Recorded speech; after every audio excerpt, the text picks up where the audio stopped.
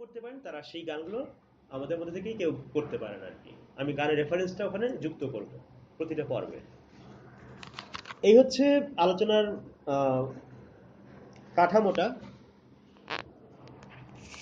চেষ্টা করব খুব দ্রুত আলাপটা শেষ করার আমার দিক থেকে আর কি। আমার দিক থেকে প্রাথমিক আলাপটা খুব দ্রুত শেষ করব, তারপরে আমরা যেন অনেক বেশি নিজেরা আলাপ করতে পারি। আপনারা একটু নোট করবেন যদি কারো কোনো প্রশ্ন থাকে, যে প্রশ্নই হোক, কোনো ব্যাপার না, আমি কিচ্ছুতে কিছু মাইন্ড করব না। আপনার এটা হয় নাই এটাও বলতে পারেন, আপনার এটা এইভাবে ভাবলে আপনি দেখতে পারতেন সেটাও বলতে পারেন, আমি এরকম মনে করি সেটাও বলতে পারেন, কোনো সমস্যা নেই। কাগজ কলম লাগবে আপনার? ইশারা মাত্র পাবেন, একটু কাগজ কলম দেন না। ওই যে লুজ ইয়েগুলো আছে না, ড্রাফট পেপারগুলো আছে, সেটা ভালো হয়, খুবই ভালো। থ্যাংক ইউ, আপনি এটা বলার জন্য ধন্যবাদ। কারণ এই আলাপটা বছরে 2বার আমরা করি এই কারণেই যে যেন আমরা, বা এই উদ্দেশ্যে মাথায় রেখে যে আমরা যেন একটা সিরিয়াসলি আলাপটার মধ্যে ঢুকতে পারি। লালন ফকির নিয়ে অনেক কথা হয়, শহরে অন্তত 5টা অনুষ্ঠান হবে এই কয়দিনের মধ্যে, জানেন তো না সবাই যে ওনার তিরোধান দিবস 1 কার্তিক, ফলে গামছা পরে অনেক লোকে নাচানাচি শুরু করবে। আমরা ওই নাচের নিন্দা করতেছি না, কিন্তু আমরা কি করতেছি যাতে করে লালনকে ঠিক মতো শ্রদ্ধাটা করা হয়, সেটা হচ্ছে আমাদের একটা চিন্তার বা ভাবার জায়গা। আমরা এমনভাবে সময়টা নষ্ট মানে ব্যয় করতে চাই, এমনভাবে তাকে স্মরণ করতে চাই যে স্মরণ করাটাকে আমরা আমাদের জীবনে কাজে লাগাতে পারি। তা না হলে ওই যে লালন ফকিরের এরকম অনেক কথা আছে যে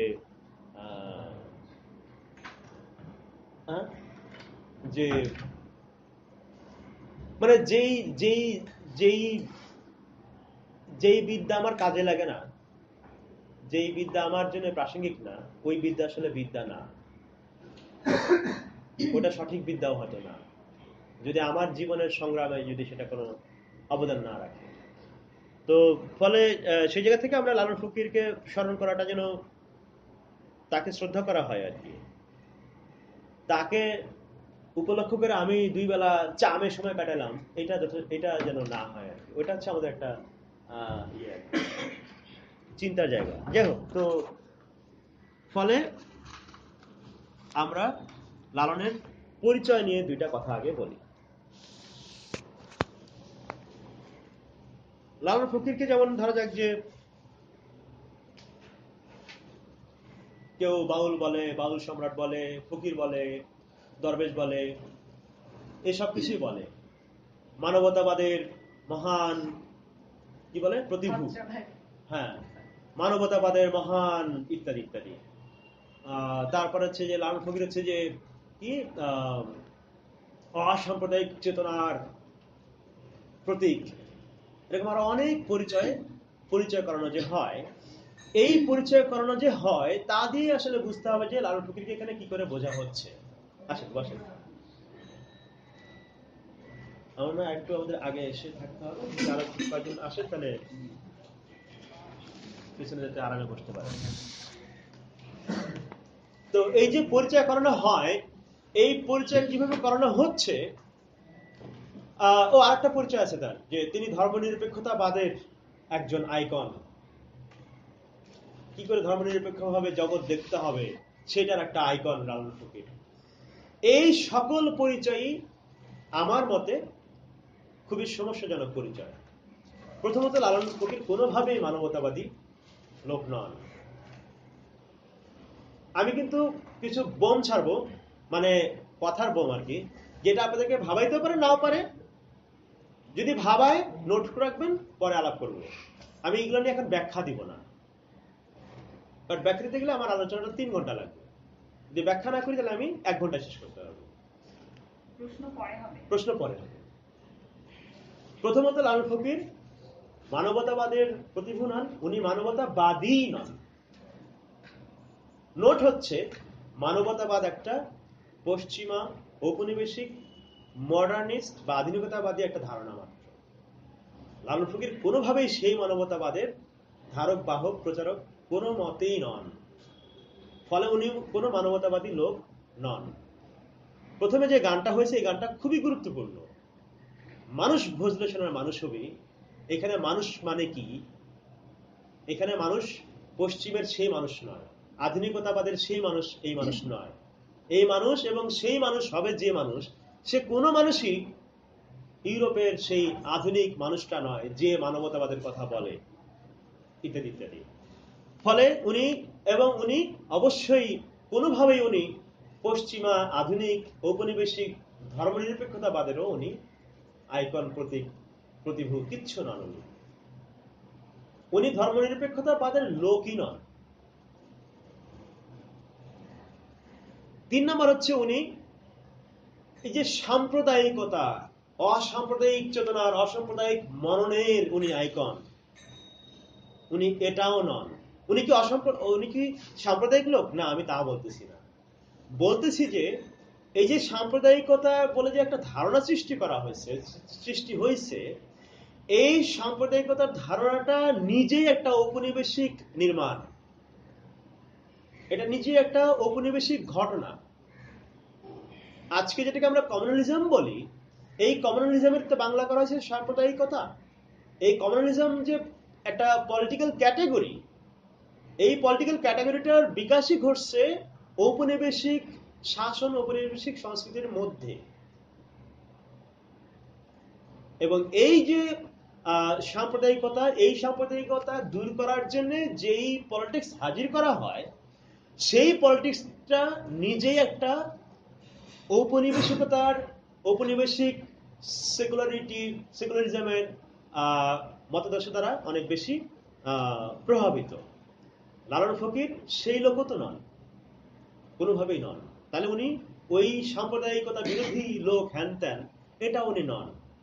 উনি কি সেটা আমরা পরে আলাপ করবো। আপনারা তো আবুল হাসান চৌধুরী পড়ছেন, আমি তো বারবার বলছি, শক্তিনাথ ঝাও পড়ছেন, সুধীন্দ্রনাথ দত্তও পড়ছেন, কি বলে সুধীর চক্রবর্তীও পড়ছেন, রবীন্দ্রনাথ ঠাকুরও পড়ছেন, কীর্তিমোহন সেনও পড়ছেন, উপেন্দ্রনাথ ভট্টাচার্য পড়ছেন। আমি তো বইয়ের রেফারেন্স আমি দিচ্ছি না, আমি বলছি যে এর সব পরিচয় দিয়ে যা যা থেকে বলা হয়েছে এই বহু লোকে নানাভাবে, আমি বলছি যে এই সকল পরিচয়ের একটা নিজস্ব রাজনৈতিক, মতাদর্শিক, দার্শনিক একটা বায়াস আছে, একটা পক্ষপাত আছে। সেই পক্ষপাতগুলোকে দূরে রেখে কি লালন ফকিরকে দেখা সম্ভব? আমি সেই আলাপ করতেছি। কারণ এই পরিচয়গুলি নিজেই সমস্যাজনক পরিচয়, এটা হচ্ছে আমার বলার কথা। এবং তাহলে আমরা লালন ফকিরকে আসলে দেখতে পাবো কিভাবে? লালন ফকির এবং পুরো এই বাউল ফকির, সহজিয়া, কর্তা ভজা, মতুয়া সহ যত আমাদের এইসব উপাসক সম্প্রদায় এবং মতবাদী গোষ্ঠী বা কি বলে এটাকে, যে সাধনার বহু ধারা, এই ধারা এবং সম্প্রদায়গুলোকে বুঝতে গেলে আমাদের লাগবে হচ্ছে একটা, সবার আগে লাগবে একটা ঔপনিবেশিক বা উপনিবেশায়িত একটা চোখ, যেই চোখ আধুনিকতাবাদী নয়, যেই চোখ পশ্চিমা যে আলোকায়নের চোখ, এনলাইটেনমেন্টের চোখ, সেই চোখ নয়, যেই চোখ পশ্চিমা যে সেকুলারিস্ট চোখ, সেই চোখ নয়, যেই চোখ জাতীয়তাবাদী নয়। এতগুলা থেকে যদি চোখটাকে মুক্ত করা যায়, তাহলে যে চোখের উন্মিলন ঘটবে, সেই চোখ দিয়ে লালন ফকির এবং বাউল ফকির, সহজিয়া, কর্তা ভজা, এই শত সহস্র ধারা, তাদেরকে আসলে আমরা দেখতে পাওয়া শুরু করব মাত্র। এর আগে আমাদের অনেক পর্দা আছে, ঔপনিবেশিকতার পর্দা আছে চোখের সামনে, সেকুলারিজমের পর্দা আছে, মডার্নিটির পর্দা আছে। এই পর্দাগুলো সরাসরি হইলে আমরা আসল দৃশ্য দেখতে শুরু করব। ফলে এ যাবৎকাল লালন ফকিরকে যেভাবে বর্ণনা করা হয়েছে, মোটা দাগে তার বেশিরভাগই হচ্ছে এই যে কটা আমি বললাম, এই কয়টা। এর থেকে বের হওয়ার একটা চেষ্টা আছে অনেকের মধ্যে, সেই চেষ্টাগুলোর আমি নাম বলতেছি না, আমরা সকলে মিলে সেই চেষ্টাটা করতে চাই, এই কথাটা শুধু বলতেছি। ফলে লালন ফকির পরিচয় এবং বাউল ফকির পরিচয় সম্পর্কে আমার এই ছোট নোকতাটা থাকলো। একটু কঠিন হয়েছে আমি জানি, নতুনদের জন্য, যারা ঔপনিবেশিকতাবাদ কি আমরা সেটা নিয়ে আলাপ করবো, ফলে তখন এই সমস্যাটা কেটে যাবে। মডার্নিটির ব্যাপারটা কি সেটা আমরা আলাপ করবো, কেটে যাবে, সমস্যা নাই। তারপরে প্রশ্ন থাকলে সেই প্রশ্নটা আপনাদেরকে যদি গেঁথে যায় মনে, তাহলে আজকের আড্ডার একটা সাফল্য। ওটা নিয়ে দুদিন আরো ভাববেন, তখন আমাদের এই কষ্ট করে বসে থাকার একটা সাফল্য আসবে। ফলে লালন ফকিরের এটা হচ্ছে, আমি বললাম যে পরিচয়ের সংকট থেকে বের হওয়ার একটা আলোচনা আমাদের করতে হবে। লালন ফকিরের পরিচয়টা কি? এ যাবৎকালের যা যা পরিচয় আমরা পাইছি, এই সেই সব পরিচয়ের একটা সমস্যা থেকে যাচ্ছে। আমরা এর থেকে বের হয়ে লালন ফকিরকে যদি দেখা শুরু করতে পারি, তাইলে তখনই কেবলমাত্র আমরা দেখতে পাবো যে আচ্ছা, লালন ফকির আমাদের জন্য ঠিক কি কারণে প্রাসঙ্গিক। কারণ ঔপনিবেশিক যে আমাদের ঔপনিবেশিকতার যে প্রভাব, তার তলায় কোনো না কোনো ভাবে ঔপনিবেশিক কালের সময়ের অভিজ্ঞতার কোনো না কোনো চিহ্ন থেকে যায় বা আসে। এখনো সবসময় থেকে যায় তা না, আসে এখনো। সেটা আমাদের সংস্কৃতির মধ্যে বহু জায়গায় নানাভাবে ছড়ায় ছিটা আছে এখনো। এটা প্রমাণ আছে, আমি এটা মুখে বলতেছি না, এটার প্রমাণ আমরা পাবো। সেই তখন আমরা সেটার সঙ্গে আমরা সম্পর্কিত করতে পারবো। এক দুই হচ্ছে যে উপনিবেশ যেহেতু জগতের শেষ কথা নয়, উপনিবেশ যেহেতু জগতের ইতিহাসের শেষ নয়, ফলে উপনিবেশের বাইরের জগৎ কল্পনা করার ক্ষেত্রে আমাদের সেই লালন ফকির সাহায্য করতে পারে, যেই লালন ফকিরকে আমরা ঔপনিবেশিক চোখ দিয়ে দেখতে পারছি। এই কারণে তার ওই পরিচয়টা পাওয়াটা অনেক বেশি জরুরি। নাহলে পরে কোনো লাভ নাই। নাহলে পরে এই যে এখন উন্নয়নের কোনো কনসার্টে লালন ফকিরের দুইটা গান হয় তো, হয় না? উন্নয়ন কনসার্টে লালন ফকিরের গান হয় না? হয়। সবখানে হইতে পারে, তাতে ফায়দা হবে না কোনো কিছু। কারণ ওই চোখে, ওই শরীরে, ওই যেই শরীর উন্নয়নবাদী মতাদর্শ দ্বারা প্রভাবিত, সেই শরীর থেকে লালনের বাণী আসার কোনো মানে দাঁড়াবে না। নতুন শরীর থেকে লালনের বাণী আসতে হবে, যে শরীর বিউপনিবেশায়িত। তাহলে লালন ফকির তার মধ্যে ইয়ে করতে পারবে আর কি, বাস করতে পারবে, হাজির হতে পারবে। নাহলে হাজির হওয়া সম্ভব না আর কি। আসেন, ঠিক আছে। তো ফলে এই কারণে আমি একটু ভারী ভারী কথা বলে ফেললাম এই সময়। আপনারা একটু ভাবেন, এটা নিয়ে আমরা আরো আলাপ করব। এখন আপনাদের থেকে কি এই প্রশ্ন কেউ করতে চান আমাকে? আমি প্রশ্নটা করে দিচ্ছি, দেখেন মেলে কিনা। সেটা হচ্ছে যে লালন ফকির তো ব্রিটিশ আমলে বাইসে ছিলেন, 1772 থেকে 1890 ওনার লীলা পর্ব পুরোটাই হচ্ছে উপনিবেশের কাল বাংলায়। ওই ওনাকে তো আমি একদিন বলি যে ব্রিটিশ সাম্রাজ্য ধ্বংস হোক, নিপাত যাক বলে তো কোনো মিছিল করেন নাই। কোথায় বলছে বলেন দেখি,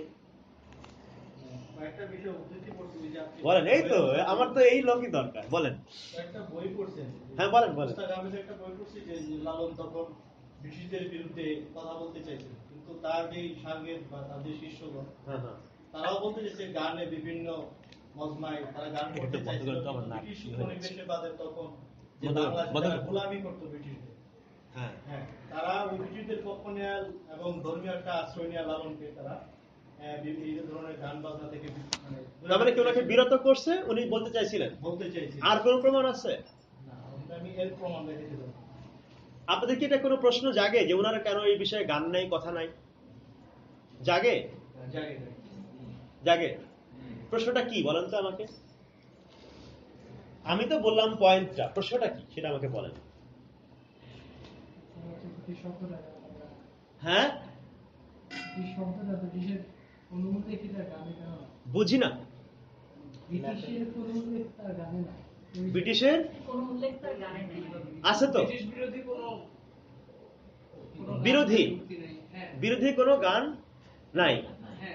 আচ্ছা, প্রশ্নটা নোট রাখলাম। হ্যাঁ, যে প্রশ্নটা করতেছেন সেই প্রশ্নটা নোট রাখবেন, আমাকে আমার প্রাথমিক পর্ব শেষে মিলায় নেবেন আমার কাছ থেকে, ঠিক আছে? আমি এখন এটার উত্তর আপনাকে সরাসরি দিব না। হ্যাঁ হ্যাঁ বলেন। রবীন্দ্রনাথ কি করলো কি করলো না ব্রিটিশ বিরোধী ব্যাপার আলোচনা নিয়ে বা তার লেখা, এটা নিয়ে অনেক আলোচনা হয়, এটা নিয়ে অনেক আমরা কথা বলি, কিন্তু লালনের গানে স্পেসিফিক্যালি ব্রিটিশ বিরোধী কিছু আসলো না কেন, বা লালন হুম। কি করলো, এই আলোচনাগুলোও কেন উঠে না? মানে আমি ঠিক জানি না, নিশ্চয়ই হয়তো ঠিক আছে, হ্যাঁ, এটাও একটা প্রশ্ন যে উনার বিষয়ে এই কথাটা ওঠে না কেন। এটাও একটা খুব জরুরি একটা অন্যদের প্রশ্ন। বেলায় বলতে। আমার কাছে কি বিষয় মনে হয় হ্যাঁ, থাকাটা যে মানে আমাদের বোঝার মধ্যে আসছে কিনা এটা একটা বিষয়। মানে লালনের একটা লেখার তো ধারণা আছে, হ্যাঁ। রবীন্দ্রনাথের একটা লেখার ধারণা আছে। আমরা হুম। সব একটা কালচারাল ফ্যান্টাসি জায়গা থেকে বলি যে রবীন্দ্রনাথ সবাই বোঝে না, হুম। আমরাই বুঝি, এই কালচারটা রবীন্দ্রনাথকে বুঝে। আবার লালনের অনেক ব্যাখ্যা দেয় যে লালনের যে তথ্যগুলো আসলে সবার জন্য না। হুম। তো উনি যেটা বললেন যে এই আলোচনাটা আসলে কম হয়েছে এখানে এসে, যে লালনের মধ্যে এটা আছে কিনা। কারণ আমি স্পেসিফিকলি অনেক কিছু জানি না, কিন্তু যতটুকু জানি এটার মধ্যে আমি যেমন বুঝি যে নাই। আচ্ছা। আমার বোঝাটা পারফেক্ট কিনা এটা বোঝাটা হয়তো খুব একটা আলোচনার মধ্যে আসে ঠিক আছে, সেটা আপনার ব্যক্তিগত অবস্থা, কিন্তু সামাজিকভাবে প্রশ্নটা জেনারেলি বা খুব ইউনিভার্সালি বা সার্বজনীনভাবে আসতে পারে এইটা এক, যে ওনার সরাসরি কোনো বিরোধিতার গান তো আমরা পাই না, না ওনার কোনো বাহিনীর খবর পাই যে অগ্নিযুগের বিপ্লবীদের মতন আগ্নেয়াস্ত্র নিয়ে বোমা নিয়ে দৌড় দিছিল, এরকম তো কোনো রেফারেন্স পাই না। তাহলে কি উনি আসলে ব্রিটিশ বিরোধী ছিলেন?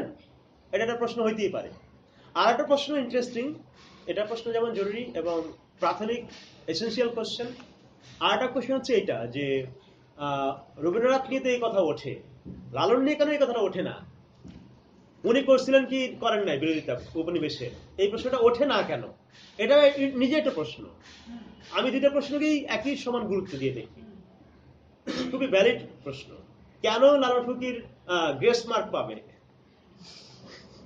তাই না? লালন আদর্শনী গ্রেস মার্ক পেয়েছে না ইগনোরেন্স পেয়েছে? এটা কি পাইছে?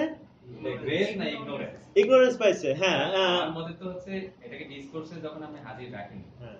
মানে সেটা তো একই ভাবে যে লালন কেন পোপ বানায় এটাকে লোকজ বানিয়ে তো আমরা এটাকে মার্জিনালাইজ করে রেখেছি, সেটা বরং আর মনে করি যে ক্রিটিক্যাল পয়েন্ট। আমি সবকিছু নগদ প্রতিরোধ থাকবে যে ব্রিটিশদের বিরুদ্ধে লালন, মানে এটা আমি আমার অবস্থান থেকে মনে করি না যে শিল্পীর খুব নগদ অবস্থান থাকবে একেবারে।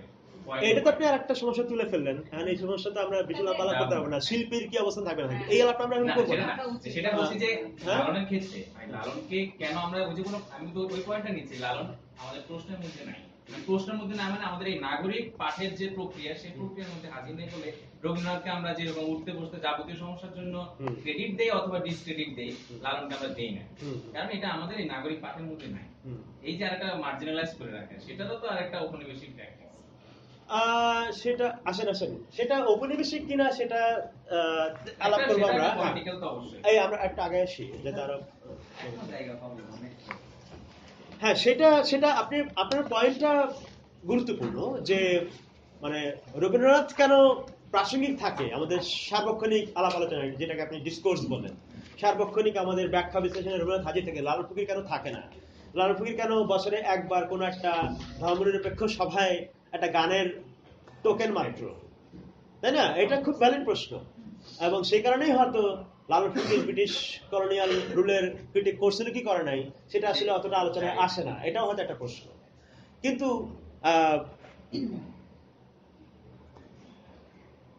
আমার এখানে পয়েন্ট হচ্ছে যে লালন ফকিরের যে দার্শনিক যে তার যে চিন্তার যে কাঠামোটা বা কাঠামো, ঠিক এটাকে বলে যে কি বলে যে একটা কমপ্লিট কাঠামো ওনার ওইভাবে আমি প্রস্তাব করি না, এটা নাইও। আমি বলছি যে ওনার যে চিন্তাধারা, সেই ধারার মধ্যে কি ঔপনিবেশিকতা সমর্থন করার কোনো যুক্তি বা কোনো প্রেমিস বা কোনো ব্যাখ্যা এটা আছে কিনা, এক। দুই হচ্ছে যে ঔপনিবেশিকতাকে রেজিস্টার করা, মানে ঔপনিবেশিক শাসন, ঔপনিবেশিক সংস্কৃতি, সেটাকে টের পাওয়া, উপলব্ধি করা, অভিজ্ঞতার মধ্যে নেওয়ার জন্য যে বাস্তবতা দরকার হয়, সেই বাস্তবতায় কি নেসেসারিলি সব মানুষ একই সময়ে একইভাবে গেছে কিনা একটা ঔপনিবেশিক শাসনের সময়কালে, এটা একটা প্রশ্ন। কারণ হচ্ছে যে যারা উপনিবেশের প্রভাবের কি বলা হয় যে আলোচনার সঙ্গে পরিচিত, তারা এটাও জানেন যে ধরা যাক ন্যাশনালিজম নিজে একটা ঔপনিবেশিক একটা প্রোডাক্ট। ফলে উপনিবেশকে রেজিস্টার করার প্রক্রিয়াটা আসলে কি, কোন প্রসেসের মধ্যে দিয়ে কোন প্রেক্ষাপটে আসলে এই আওয়াজটা কোথেকে আসে? ও আচ্ছা, না একটু ইয়ে হচ্ছে। তো কোন বাস্তবতায় বাস করলে একটা মানুষ আসলে উপনিবেশকে রেজিস্টার করতে পারে বা করে বা করতে বাধ্য হয়, ওটা একটা কিন্তু প্রশ্ন থাকে। যেমন ধরা যাক যে ব্রিটিশ উপনিবেশের মধ্যে বহু অঞ্চলে বহু রকম মানুষের ইতিহাস আমরা খুঁজে পাবো এখন, যারা হয়তো ভিক্টোরিয়ার নামটা শুনে নাই। ভিক্টোরিয়ার নামটা শুনে নাই। বিলাত শব্দটা কিন্তু পরিচিত আমাদের এখানে, কিন্তু সেটা লন্ডন হিসেবে নয়। বিলাত মানে দূরবর্তী শহর, তাই না? আল বিলাদ, দূরবর্তী শহরের দূরবর্তী কোনো শাসক আমাদের দেশ শাসন করে, এই অভিজ্ঞতা মানুষের গল্পে গল্পে হয়তো আছে, কিন্তু সরাসরি ভাবে নির্দিষ্ট ভাবে জানা যে এইটা হচ্ছে এই শাসন, ওটা একটা নির্দিষ্ট ধরনের নির্দিষ্ট পরিমাণ একটা নির্দিষ্ট রকমের অভিজ্ঞতার দরকার হয়। সেই অভিজ্ঞতা কি সার্বজনীন ছিল? অর্থাৎ আমি বলতে চাচ্ছি যে ঔপনিবেশিক অভিজ্ঞতা কি সার্বজনীন? এটা হওয়া সম্ভব না। তাহলে কোন মাত্রায় ঔপনিবেশিক অভিজ্ঞতা সার্বজনীন হয়, কোন মাত্রায় এটা বিশেষ থাকে, সেইটা দিয়ে আমাদের হয়তো লালন ফকিরের এই অবস্থানটা বুঝতে হবে আমাদের। আমি আমি কি কথাটা বলতে পারছি যে লালন ফকির উপনিবেশকে রেজিস্টার করছেন কি করেন নাই, করলে কোন মাত্রায় করছেন কোন মাত্রায় করেন নাই, এইটা বুঝতে গেলে আমাদের ঔপনিবেশিকতার ইউনিভার্সালিটি এবং ঔপনিবেশিক অভিজ্ঞতার পার্টিকুলারিটি আমাদেরকে মনে হয় একটু খেয়াল রাখতে হবে। তাইলে আমরা সঠিকভাবে বুঝতে পারবো বা সম্যকভাবে বুঝতে পারবো যে লালন ফকিরদের রেসপন্সটা ঠিক কি ছিল উপনিবেশ বিষয়ে। যেমন একটা গানের কথা বলি আমি, এই গানটা কি পক্ষে না বিপক্ষে আপনারা বলেন?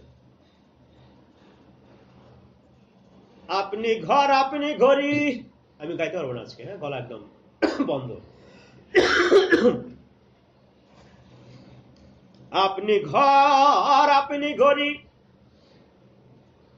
আপনি করে রসের চুরি, ঘরে ঘরে আপনি করে ম্যাজিস্ট্রারি, আপনি করে ম্যাজিস্ট্রারি, আপন পায়ে বেরি পরে কেমন করে সারে নিলে বুঝবি খাপা, কেমন করে। ম্যাজিস্ট্রারি একটা অ্যাডমিনিস্ট্রেটিভ একটা টার্ম। ম্যাজিস্ট্রারি মানে যে শাসন, যার সঙ্গে ক্ষমতার সম্পর্ক আছে, এইটা কিন্তু উনি নিলেন, কিন্তু এটা ঠিক ইংরেজি শব্দ আকারে নিলেন না। উনি ওনার একটা এপিস্টেমিক কি বলে যে সিস্টেমের মধ্যে উনি এটাকে সাজায় নিলেন। ম্যাজিস্ট্রেসি কিন্তু বলেন নাই উনি, ম্যাজিস্ট্রারি বলছেন। মানে হ্যাঁ, আঞ্চলিকতা তো বটেই, আমি সেটাই বলছি যে উনি ওনার যে চিন্তা এবং প্রকাশের যে পদ্ধতি, যেটাকে আমরা এপিস্টেমোলজি বলতে পারি, সেটার মধ্যে উনি এটাকে নিলেন। কিন্তু ম্যাজিস্ট্রেসি, ব্রিটিশ ম্যাজিস্ট্রেসি কি জিনিস, ওটা বঙ্কিমচন্দ্র না দেখলে বোঝা সম্ভব না। উনি তো বঙ্কিমচন্দ্রকে দেখেন নাই, বা কোন সাদা সাহেবকে দেখেন নাই ম্যাজিস্ট্রেট হিসেবে। এই অভিজ্ঞতা আমরা মানে এই রেফারেন্স আমরা পাই না। কিন্তু উনি কিন্তু ওরাল ট্র্যাডিশনের যুগের লোক, আমাদের খেয়াল রাখতে হবে এটা। লালন ফকিরকে চেনার কতগুলি মেথোলজিক্যাল সমস্যা আছে, তার মধ্যে এইটা একটা। আমরা আজকে লালন ফকিরকে কল্পনা করি টেলিভিশন, ইন্টারনেট, ফেসবুকের যুগে। লালন ফকির বাস করছেন ওরাল ট্র্যাডিশনের যুগে। লালন ফকিরের যাবতীয় সাধনাটা হচ্ছে মূলত ওরাল ট্র্যাডিশনের। তার যা কিছু তা মূলত ওরাল ট্র্যাডিশনের। তিনি নিজে লিখতেই পারতেন না, লেখেন নাই, তিনি লিখছেন তার শিষ্যরা, এবং সেটা পুঁথিতে, মানে হচ্ছে ইয়েতে, আপনার কাগজেও না, তাল পাতায় বা এগুলোতে আর কি, শাল পাতায়, এগুলায়, যেটাকে পুঁথি বলা যায় আপাতত, হ্যাঁ পুঁথি বলতে পারি আমরা। হ্যাঁ বলেন তো। প্রেম করো না, হ্যাঁ আচ্ছা, সেটার আরেকটা অর্থ আছে, দেশি ওই যে বিদেশি, ওনার অনেকভাবে ব্যবহার করছেন ওটাকে। তো এখন ছোট করতে চাই, এখানে লম্বাই হয়। তো এখন ফলে এটা একটা সমস্যা যে ওরাল ট্রেডিশনের যুগের একটা অভিজ্ঞতাকে আমরা ফেসবুকের যুগের কমিউনিকেশন এক্সপিরিয়েন্স এবং প্রকাশের অভিজ্ঞতার মধ্যে থেকে কি করে আসলে বোঝা সম্ভব, এইটা কি আমরা ভাবতে সক্ষম হই যে কিভাবে উনি ম্যাজিস্ট্রেরি শব্দটা শুনতে পাইছেন? এটা কি আমাদের পক্ষে এখন কল্পনা করা সম্ভব?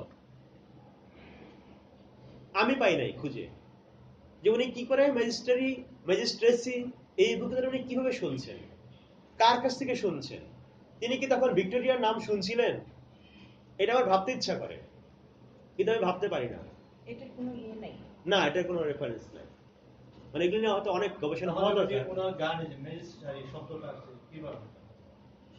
সেটাই বলতেছি, কিভাবে আসছে এটা? ওরাল ট্রেডিশন দিয়ে আসছে, মানে মুখে মুখে আসছে। সফিনারা ভেদ সফিনা মুখে মুখে গেছে। জাস্ট এক মিনিট, সেটা হচ্ছে এটা ওনার নিজের ক্রিয়েশন না হয়েও শব্দটা এমনও হতে পারে যে ওইখানকার লোকমুখে থেকে- আমি সেটাই বলতেছি, এটা ওনার ক্রিয়েশন, আমি সেটা বলি না। আমি বলছি যে এটা লোকালাইজড হয়ে গেছে, শব্দটা ভেঙে চুরে নিজের মতন হয়ে গেছে। আপনি করে ম্যাজিস্ট্রারি আপন পায়ে বেরি পড়ে, এইটার মধ্যে, এই গানের মধ্যে যে এপিস্টেমোলজি আছে, এই গানের মধ্যে যে জগৎদৃষ্টি আছে, সেটার মধ্যে এই শব্দটা ঢুকে পড়ছে। ওই শব্দটা আর ইংরেজি শব্দ নাই আর। শব্দটার শেষের যে আকারটা মানে বিকারটা দিয়ে কিন্তু একটা ডমিনেটিং যে ম্যাজিস্ট্রারি, হ্যাঁ ডমিনেন্ট যেখানে আছে, এটাও কিন্তু হয়তো বা এটা তো বটে, ম্যাজিস্ট্রেট মানে যে ক্ষমতা, এটা তো উনি বলতেছেন যে যে চোর সে আমার নিজেকে ম্যাজিস্ট্রেট করে নিজের উপরে, আবার সে নিজের পায়ে বেরি পড়ে থাকে। এই যে পাওয়ারের ইমাজিনেশন, এই ইমাজিনেশনটা কমপ্লিট করার জন্য উনি ম্যাজিস্ট্রেট শব্দটা ব্যবহার করছেন।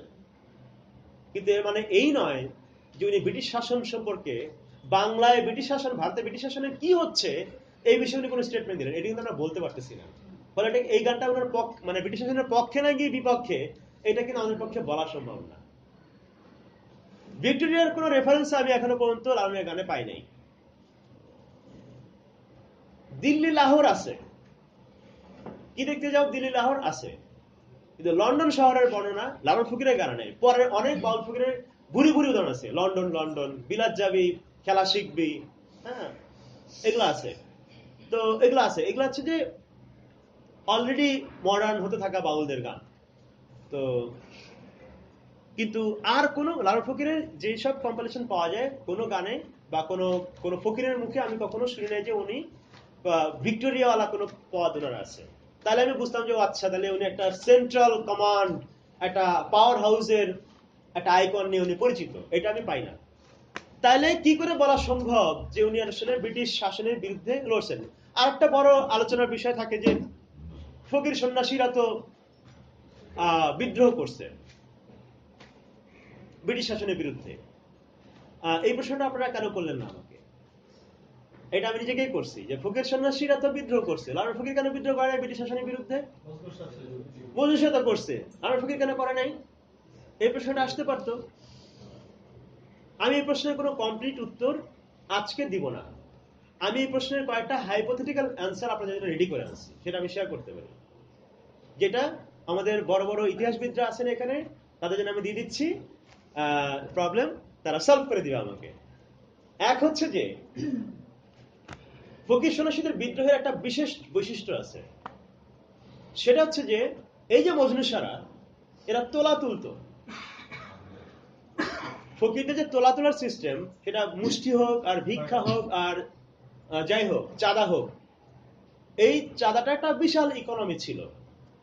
আমি ভালগার অর্থে ইকোনমি বলতেছি না, মানে ব্যাপারটা চলার অর্থে ইকোনমি বলতেছি।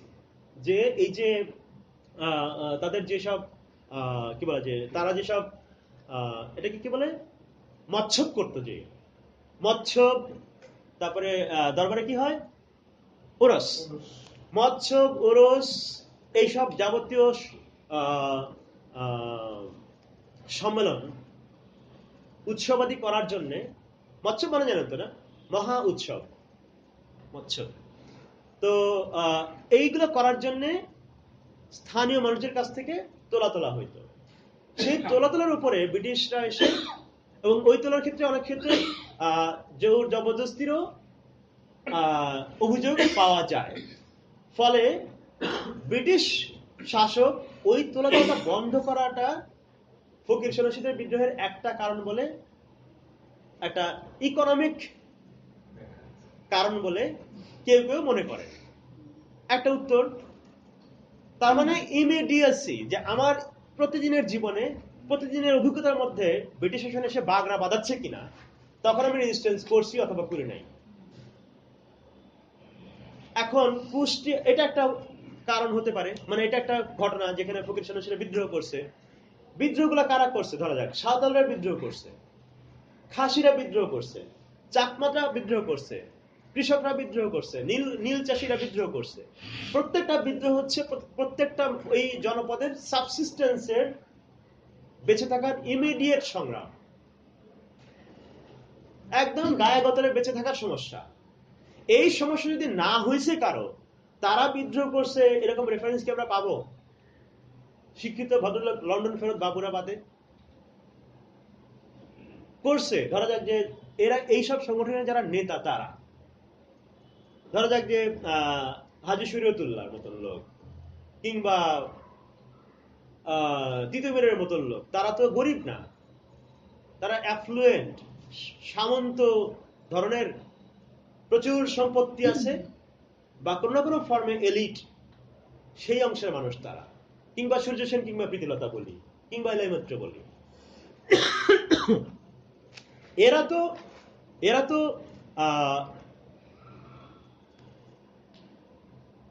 ইন্টেলেকচুয়ালি, বুদ্ধিবৃত্তিক ভাবে এই শাসনের ইম্প্যাক্ট সেটা নিয়ে চিন্তিত হয়ে মতাদর্শিক ভাবে একটা রেজিস্ট্যান্সের মধ্যে ঢুকতেছেন।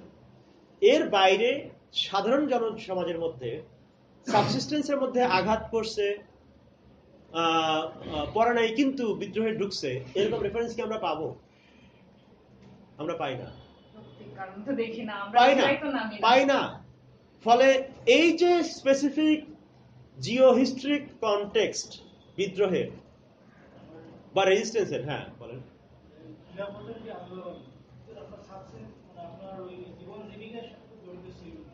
এটা বলা যায় না। না না, এটা বলা যায় না। এটাকে আমরা উপরেরটা দেখি, মানে আমি উপরে আর ভিতরে ভাগ করতেছি না, কিন্তু বলছি যে একটা সাবসিস্টেন্সের স্ট্রাগল কি করে আইডেন্টিটি পলিটিক্সের রূপ নেয়, সেই বিষয়ে কিন্তু পর্যাপ্ত কাজ আছে। আপনি ইমান নিশান পড়েন, তাহলে বোঝা যাবে। গৌতম ভদ্র ইমান নিশান বইটা একটু দেখে নেবেন, তাহলে বোঝা যাবে। তো এখন ধরেন যে আমরা ওইরকম একটা ব্রিটিশ এম্পায়ারের, ব্রিটিশ শাসনের বেঙ্গল প্রেসিডেন্সি, সেই প্রেসিডেন্সির আন্ডারে নদিয়া মহকুমার মধ্যে হচ্ছে কুষ্টিয়া, আর হচ্ছে তখন নদিয়াই মহকুমা, পরে তো সব বড় হয়েছে। আগের মহকুমাই এখন বিভাগ অলমোস্ট, বুঝছেন? তো তৎকালীন নদিয়া মহকুমা, পরে কুষ্টিয়া মহকুমা। সেইটার সেউরিয়া গ্রামে একটা আখড়া, সেই আখড়ায় একজন থাকেন, তিনি ব্রিটিশ শাসন এক্সপিরিয়েন্স করতেছেন কিভাবে, এইটা আমাদের একটু বিচার করতে হবে। এইটুকু থাকলো, হয় আমি এখানে আর কথা বাড়াবো না। এখন আসেন আর একটা গান, এই গানটা কে করবেন? এটা হচ্ছে ফকির লালন শাহের সরাসরি একজন শিষ্য, তিনিও ওই বঙ্গের মানুষ, দক্ষিণের যশোরের দুদ্দুষা। একদম সরাসরি শিষ্য বলতে কি, যে বয়সের ডিফারেন্স খুব বেশি ছিল না, এমন ধরনের শিষ্য আর কি। দুদ্দুষার একটা গান আছে, গানটা সুরটা এরকম পাইছি আমি, একটু আপনাদের রেফারেন্সের জন্য একটু শোনাতে পারি, গাইতে পারবো না।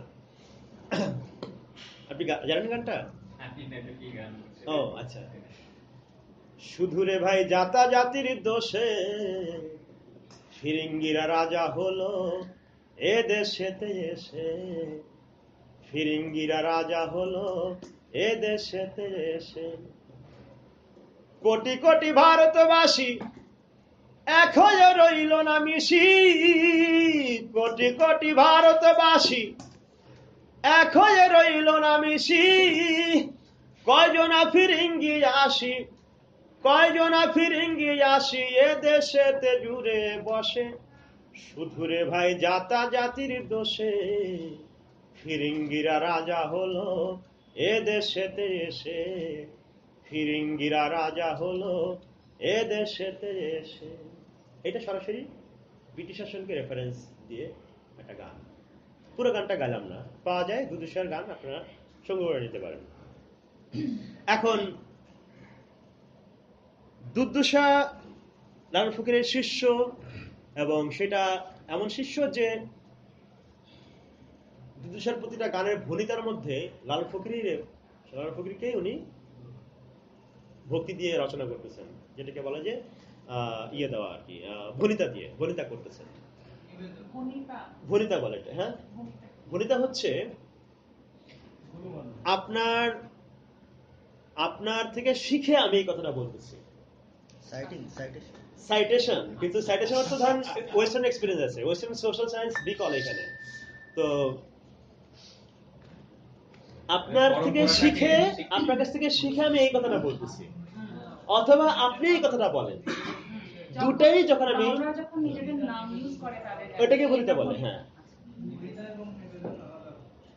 সাইটেশন এবং ভনিতার মধ্যে এখানে একটা পার্থক্য আছে। যাই হোক, তো দুর্দশা প্রতিটা গানের মধ্যে লালনের ভনিতা দিচ্ছেন, এবং তার যে জগৎ দেখার দৃষ্টি, ওয়ার্ল্ড ভিউ যেটাকে বলি আমরা ইংরেজিতে, বা তার যে দার্শনিক যে ভিত্তি, সেটা পুরোটাই লালন ফকির দ্বারা প্রভাবিত।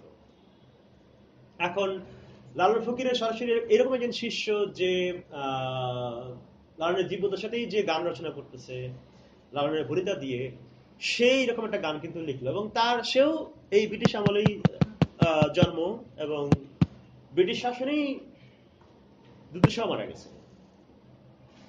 এই লোক এবং আরো কয়েকজন শিষ্য, লালন ফকির অনেক শিষ্য ছিলেন, তাদের কারো কারো গানে এই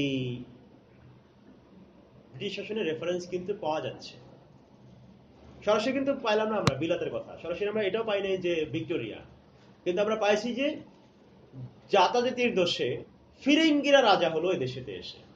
এই দেশে যে অন্য কেউ রাজা হইছে সেটা গানের মধ্যে বোঝা যাচ্ছে। ফিরিঙ্গি বলে কেউ আছে, ফিরিঙ্গি তো ইংরেজ সরাসরি না, কিন্তু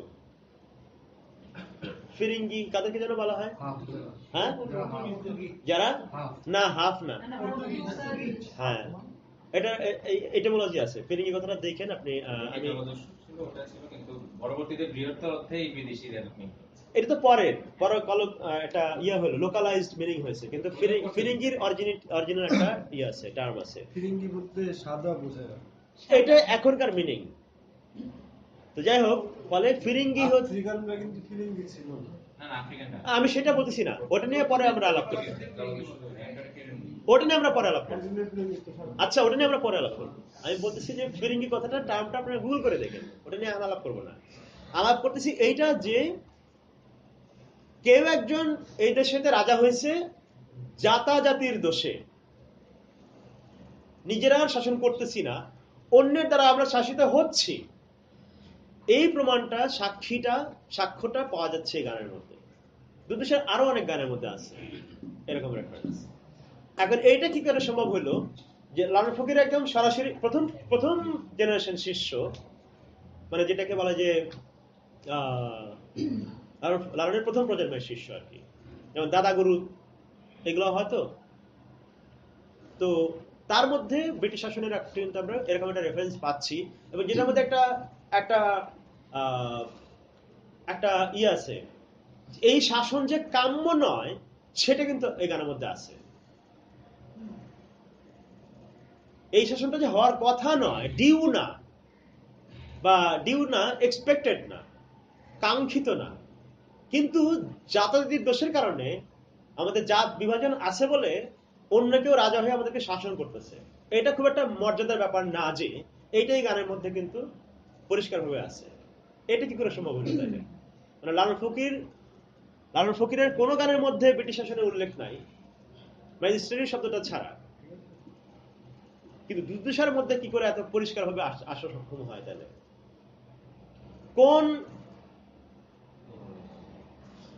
কোন সেই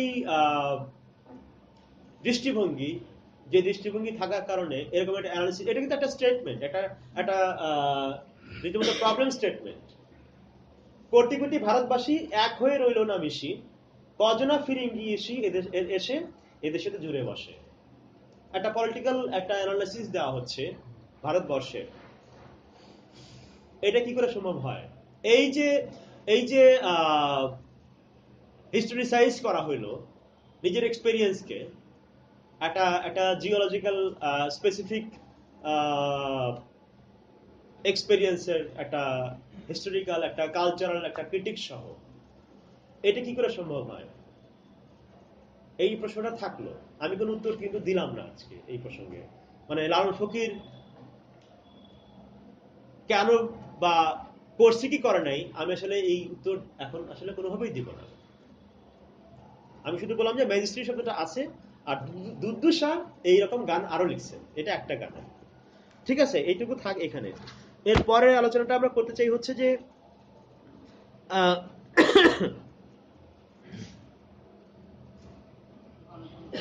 হ্যাঁ বুঝি না। ওরা এরপরে আমরা আলাপ করবো যে বাংলা এবং ভারতের ব্রিটিশ উপনিবেশের ইম্প্যাক্ট বা প্রভাবটা ঠিক কিভাবে আমরা দেখি। এটা সবাই আমরা জানি। আমি শেষে একটা কনক্লুশন দিব, তো সেই কনক্লুশন ড্র করার জন্য একটা প্রকল্প দিয়ে হাঁটতে হবে, কিছু করার নাই। তো সেই কারণে আলাপটা করা। আপনারা সবাই জানেন, আমরা সেটা নিয়ে একটু আলাপ করি আরেক দফা।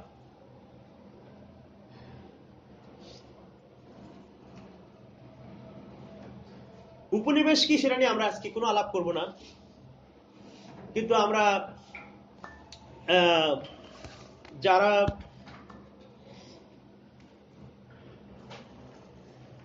একটু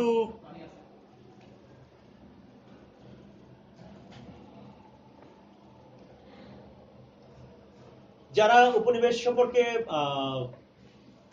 দুই কথা তারপরেও শুনতে চান, তাহলে আমার কথা না বলে আমি এম.এস. সেজারের থেকে, উনি একজন কি বলা যায়, কবি, দার্শনিক, অনেক কিছু আর কি, দক্ষিণ আমেরিকা অঞ্চলে, সাদা নয়, নন হোয়াইট মানুষ, যারা এই 20 শতকে সারা দুনিয়ায় ঔপনিবেশিকতার বিরুদ্ধে লড়াইয়ের তাত্ত্বিক ভিত্তি রচনা করছেন, তাদের মধ্যে অন্যতম এম.এস. সেজার। আপনারা তার সবচেয়ে বিখ্যাত বইটার নাম হচ্ছে ডিসকোর্স অন কলোনিয়ালিজম। সেখান থেকে আমি একটা ছোট্ট উদ্ধৃতি পড়ি। উনি বলতেছেন যে একটা কোট আর কি, what I am driving at this idea that no one colonizes innocently, that no one colonizes with impunity either, that a nation which colonizes, that a civilization which justifies colonization and therefore force is already a sick civilization, a civilization that is morally diseased, that irresistibly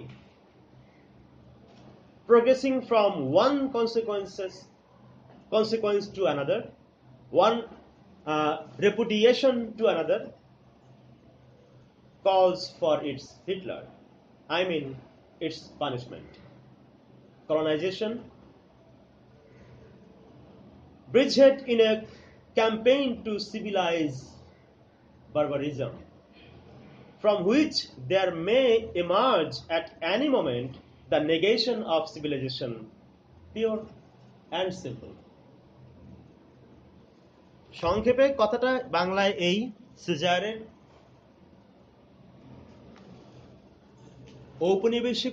উপনিবেশ যারা করে তারা একটা sick civilisation, একটা অসুস্থ সভ্যতা। আর সভ্যতা নিজেই একটা প্রবলেমের ব্যাপার, সেটা সিজারের অন্য আলোচনা আছে, পুরো বইটা তো আমরা পড়তেছি না। সভ্যতার ধারণাটাকে উনি প্রবলেমাটাইজ করছেন, কিন্তু মোট কথা ওনার এইখানে এইটা যে কলোনিয়ালিজম শেষ পর্যন্ত কি করে, এটা একটা বর্বর, কিন্তু বর্বর কোন সেন্সে সেটাও আবার একটা প্রশ্নের মধ্যে রেখে নিয়ে আমরা আলাপ করবো আর কি। সেটা তো একটা জিনিস যে কলোনাইজেশন একটা ভায়োলেন্ট প্রসেস, কলোনাইজেশন একটা বারবারিয়ান অ্যাক্ট, কিন্তু সেটা কি ঘটায় একটা ঔপনিবেশিক সমাজে। আমরা একটু ছোট্ট করে একটা ছোট্ট ম্যাপিং করতে চাই আমাদের কনটেক্সটে। আমি প্রথমে বলছি যে লালন ফকিরকে যখন আমরা আলাপ করেছি তখন আমরা কিন্তু ফেসবুক যুগের আমরা বসে লালন ফকিরকে চেনা খুব মুশকিল। আমরা মাথায় রাখতে হচ্ছে যে আমাদের একটা ওরাল ট্র্যাডিশনের কথা। ঠিক তেমনি ভাবে উপনিবেশ আমাদের এখানে কি ঘটাইছে তার মধ্যে একটা ছোট দুই একটা উদাহরণ দিয়ে আমরা আলাপটা শেষ করব। এক নম্বর হচ্ছে, যেমন ধরা যাক যে লালনের গান থেকে বলি, লালনের গানের মধ্যে যখন বলে যে পাবে সামান্য কি তার দেখা, বেদনায় যা রূপরেখা, এখানে সামান্য মানে কি আমরা কি কেউ জানি? মানে অনেকে জানি, কিন্তু এই আলাপটা আমি বারবার করি আর কি। যারা জানেন তারা তো জানেন, যারা জানেন না তারা বলেন তো, যে বলার চেষ্টা করেন তো যে সামান্য মানে কি এখানে। হ্যাঁ, কিঞ্চিত বা ধারণা। কিঞ্চিত, আচ্ছা। আর অল্প থাকা, আচ্ছা। আর সাধারণ কমন অর্থে, আচ্ছা আচ্ছা। আর ধরা যাক অনুমান মানে কি? ধারণা। আর কি মানে হয়?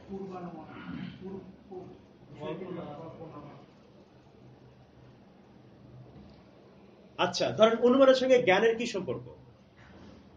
শুরুই তো হয় অনুমান দিয়ে শুরু হয়। অনুমান দিয়ে কি জ্ঞানের প্রমাণ হয়? না, শুরুটা মানে আপনি কিছু একটা করবেন, মানে আজকে আসছে অনুমান করে আপনি কি বলবেন না বলবেন, তারপরে নেক্সট টাইম দেখুন আপনি কি বলবেন। অনুমান দ্বারা ভাবনা একটা সম্পর্ক। আচ্ছা, স্টার্টিং পয়েন্ট আপনি কি করবেন, অনুমান করতে শুরু করবেন। জ্ঞান তো অনুমান করতে সাহায্য করে। জ্ঞান অনুমান করতে সাহায্য করে। মানে জ্ঞানের কোনো একটা অনুমান করবে কোত্থেকে? Existing কোনো যদি কিছু না থাকে। হ্যাঁ, আমি লালন সম্পর্কে জানি না, শুনি নাই কিছু কোনোদিন। মানে লালন কি জিনিসটা সেটাই জানি না। সেক্ষেত্রে নিশ্চয়ই আমি লালনের সাথে উপনিবেশের কি সম্পর্ক, কেনই বা গণতন্ত্র এটার সাথে সম্পর্কিত, কেনই বা এখানে আসা। মানে লালন সম্পর্কে জানি, উপনিবেশকে আলাদা করে জানি, গণতন্ত্রকে আলাদা করে জানি। তখন আমি তিনটাকে কিছু একটা রিলেট করে একটা কিছু অনুমান করবেন, তারপরে আমি এখানে আসবো। আচ্ছা, অনুমানের সঙ্গে তাহলে জ্ঞানের কি সম্পর্কটা হইলো? জ্ঞানকে ইউজ করে অনুমান তো মানে প্রতিষ্ঠিত, আর আমার অনুমানটা ভুল হওয়ারও তো পসিবিলিটি থাকে। বোঝাপড়ার ক্ষেত্রে জ্ঞানের সাথে আর জ্ঞানটা তো একদম বোঝাপড়ার সঙ্গে জ্ঞানের একটা সম্পর্ক আছে, অনুমানের সম্পর্ক আছে। আচ্ছা, ঠিক আছে, আপনাদের কথাগুলো মোটামুটি এই আলোচনার সঙ্গে যাবে। যে আলোচনা আমি করতে চাই সেটা হচ্ছে কি, যে ধরেন এরকম আরো অনেক শব্দ দিয়ে লালনের গানগুলো বাঁধা। অনুমান, যেমন বর্তমান মানে কি, এটা একটা খুব ইন্টারেস্টিং শব্দ লালন সঙ্গে আছে। পাবিরে অমূল্য নিধি বর্তমানে, এই নিয়ে আমরা একটা আড্ডা দিছিলাম, এই নামেই বর্তমান নিয়ে। বর্তমান মানে কি আমরা জানি? জানি আমরা রাইট নাও, সিচুয়েশনে বর্তমান যা অবধি এখনো পর্যন্ত। একটা বর্তমানকে আমি যদি থিওরিক্যালি বুঝাই যে ঘটে আসা ঘটনাগুলো মানে চলতেছে এই পর্যন্ত, চলমান, এটাকে বর্তমান। আচ্ছা, আর নগদ, আচ্ছা, ওকে, বর্তমান হচ্ছে যেটা এক্সিস্ট করে না আর কি, সেটা যেটা আসলে এক্সিস্টই করে না, সেটা বর্তমান। বর্তমানের সংজ্ঞা দাঁড় করতে গেলে বর্তমান জিনিসটা এক্সিস্ট করে না, এটা ও আচ্ছা, সেটা তো একটা অন্য আলোচনা হলো, সেটা আমি বুঝছি আপনার আলোচনাটা, সেটা সেই বুদ্ধিস্ট ক্রাইসিস, তো সেটা ঠিক আছে, কিন্তু বর্তমানে এখানে মানে জ্ঞান কেউ বোঝায়। হ্যাঁ ঠিক আছে, মানে আমি বলতে চাচ্ছি কি যে আপনাদের এই মিনিং এর মানে কোনো ইয়ে নাই, মানে এই মিনিং কোনোটা ভুল আমি শেয়ার করতেছি না। আমি বলতেছি কি যে এই ধরনের অনুমান, বর্তমান, সামান্য, বিশেষ, মানুষ, সহজ, এই যে সহজ, সহজ মানে কি? সহজ মানে যা ইজি, তা তো সহজ মানে নয়। মানে বলতেছি যে লালন ফকিরের এই কথাগুলি বোঝা, এই কথাগুলি যেই যেই জ্ঞান চর্চা যে নির্দিষ্ট ইতিহাস থেকে এই শব্দটা এখানে বসছে, র্যান্ডমলি বসে নাই তো, এটা তো র্যান্ডমলি বসে নাই। এখানে পাবিরে অমূল্য নিধি বর্তমানে, এখানে এই বর্তমানে কথাটা র্যান্ডমলি বসে নাই। এটা পুরো গানটার একটা প্রকল্প আছে, একটা কিছু এই গানটা একটা কিছু হাজির করে, একটা প্রস্তাবনা হাজির করে। ওই প্রস্তাবনা হাজির করতে গেলে ওই শব্দটা ওখানে দরকার হয়েছে, ওখানে অন্য কোনো শব্দ দিয়ে এই গানটা হওয়া সম্ভব না। এই যে প্রকল্পটা আসলো, এই যে প্রকল্পটা দাঁড়াইলো, এই প্রকল্পগুলো দাঁড়ানোর একটা এপিস্টেমোলজিক্যাল হিস্ট্রি আছে, একটা জ্ঞানতাত্ত্বিক হিস্ট্রি আছে। সেই হিস্ট্রি থেকে না দেখলে এই শব্দগুলোকে বোঝা কোনোভাবেই সম্ভব না। যে কারণে বেশিরভাগ মানুষ লালনের গান একভাবে বোঝে, আর কি বোঝে না আমি সেটা বলবো না, একভাবে বোঝে। যেই বোঝাটা লালনের কনটেক্সটে, লালনের কালে লালন যেই অর্থে ব্যবহার করছেন শব্দটা, সেই অর্থে ধারে কাছে আমরা যাইতে আর কোনোভাবেই পারি না। এই যে পারি না, এইটা হচ্ছে কলোনাইজেশনের প্রভাব। এই বিষয়ে নোবুগি ওয়াথিয়াঙ্গের একটা খুব সুন্দর অসাধারণ বই আছে, সেই বইটার নাম হচ্ছে ডিকলোনাইজিং মাইন্ড। সেই বইয়ের মধ্যে উনি দেখাচ্ছেন কিভাবে আফ্রিকার ইতিহাসে কলোনি একটা জনগোষ্ঠীকে তার ভাষা থেকে, তার চিন্তা করার ধরন থেকে, তার প্রকাশের ভঙ্গি থেকে বিচ্ছিন্ন করে ফেলে। কলোনাইজেশন প্রথম এই কাজটা করে। তার ভায়োলেন্সের প্রধান দিকটা হচ্ছে আমার চিন্তা করার, ভাষার, অভিজ্ঞতার ইতিহাস থেকে আমার একটা বিচ্ছেদ ঘটায়। সবার আগে এইটা করে। ধান ক্ষেত নষ্ট করছে কিনা এটা আমি পরে আলাপ করবো আসলে, কিন্তু সবার আগে সে করে আমার যোগাযোগের, চিন্তার, প্রকাশের রাস্তার মধ্যে একটা ব্যারিকেড সৃষ্টি করে, একটা ডিসজাংচার ঘটায়, একটা বিচ্ছেদ ঘটায়, একটা ডিসপ্লেসমেন্ট ঘটায়। এই ডিসপ্লেসমেন্টটা ব্রিটিশ উপনিবেশ আমাদের ঘটাইছে বলে আমরা লালন ফকিরের ভাষা বুঝি না। সহজ মানে আমরা এই কারণে কোনোদিনই জানি না। আপনি গিয়ে কুষ্টিয়ার ফকিরকে সহজ মানে জিজ্ঞেস করেন, ও বলে দিবে। মানে কুষ্টিয়া বলতে আমি এক্সারসাইজ করলাম না, এক্সারসাইজ করতে যাচ্ছি না, আমি বলছি যে এই ভোকাবুলারি হিস্ট্রি জানে, যে এই টার্মের হিস্ট্রি জানে। এই টার্ম হিস্ট্রি মানে জানে কিন্তু ডিকশনারি পড়ে নাই সে, সেটা ট্র্যাডিশনের মধ্যে আছে। ওই ট্র্যাডিশনের মধ্যে থাকার কারণে সে মানুষ মানে জানে, সে বর্তমান মানে জানে, সে অনুমান মানে জানে, সে সহজ মানে জানে, সে বিশেষ মানে জানে, সে সামান্য মানে জানে। ভেদ মানে কি বলেন তো? পার্থক্য করা,